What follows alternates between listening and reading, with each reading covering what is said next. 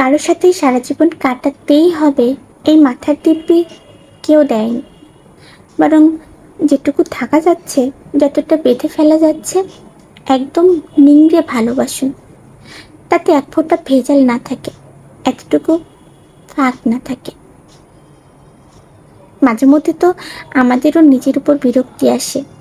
ক্লাসে ভালো নম্বর না পেলে বিরক্তি আসে, মাঠে গোলটা মিস করলে বিরক্তি আসে, ঘুম থেকে দেরি করে উঠে সময়ের ট্রেনটা না পেলে বিরক্তি আসে, মাসের শেষে বন্ধুর জন্মদিন পড়লে, বিরিয়ানিতে আলু কম পড়লে, ভুঁড়ি বাড়া চুল পড়া নিয়ে বিরক্তি, ইত্যাদি ইত্যাদি। নিজেকে নিয়েই নিজের এত সমস্যা, সেখানে সামনের মানুষটার সারা জীবন আমাকে টু মাচ পারফেক্ট ভাবার তো কোনো কারণই দেখি না।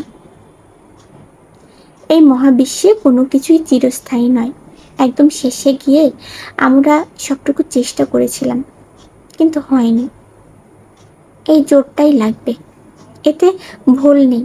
কিছুটা আক্ষেপ থাকুক, কাজল লেপটে যাওয়ার মতো অভিমান থাকুক, কিছুদিন মনের ভেতরই একটা অন্ধকার ঘর থাকুক, কিন্তু ঘৃণা যেন না থাকে। পরস্পরকে দোষারোপ না করে একগাল হাসি নিয়ে ঘরে ফিরুন দুজনে।